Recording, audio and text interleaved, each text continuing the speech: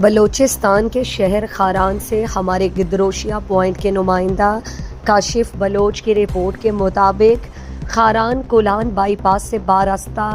پی H E water supply کلی لتھاڑ جانے والی بختہ سڑک گزشتہ ماہ بارشوں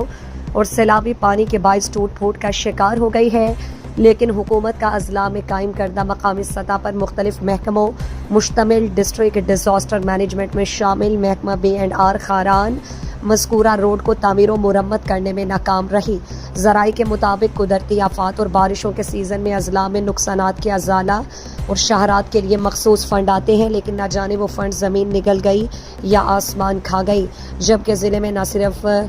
لتھاڑ